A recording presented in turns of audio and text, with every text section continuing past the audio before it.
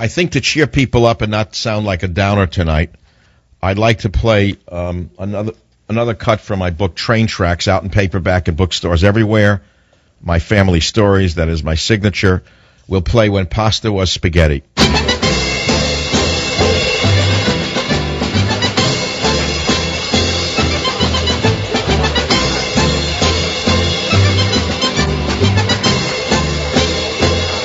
Playing Italian music because I have a treat for you. I found the poem When Pasta Was Spaghetti in my archives. It was written, let's see, Michael Savage, August 1985, written in a lightning storm at 40,000 feet over Cheyenne, Wyoming.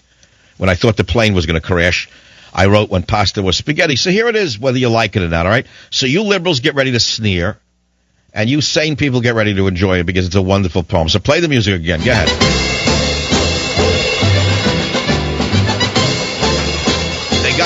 We got the mood set up. It's called When Pasta Was Spaghetti, and try to imagine it, all right?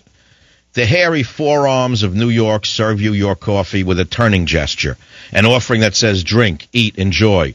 The wiry Italian in Vincent's Clam Bar, the one behind the greased-over register, the young kid connected who receives his deference from the spaghetti cook, older than his gangster father, the spaghetti cook who looks like an old-fashioned doctor from the Bronx with clipped mustache. He actually pulls some noodles out of the pot and eats them as they cook, looking to the grimy ceiling for his tender answer. Well, they used to call it spaghetti. Now it's pasta at $10 a plate.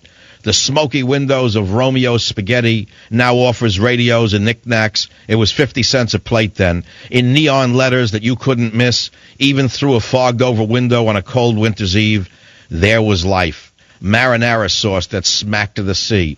Noodles as long as your young arm. Meatballs as fluffy as your dream of them. Bread on the table you'd eat against your parents' admonitions that the meal was coming.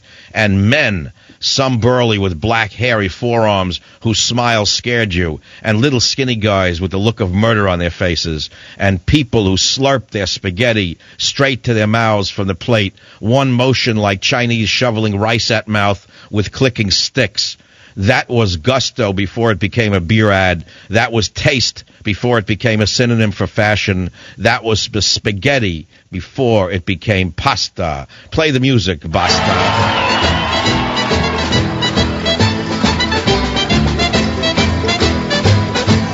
Good. I'll do that for private readings for $100,000 for my favorite charity, which is the Paul Revere Society.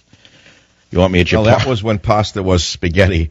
I think one of my most cheerful stories, or shall I say poems, in this case, in Train Tracks, Family Stories for the Holidays, that even the New Yorker quotes me as a marvelous storyteller. For those of you who are afraid to buy the book, you could buy the book and put it in a plain brown wrapper, but I guarantee you that you won't be able to put it down. Well, that's it for this hour on the Savage Nation. Up and down, a mellow evening in some ways and tragic in others. The take-home message is that Obama and his minions are violating the Americans with Disabilities Act, the ADA, and committing elder abuse by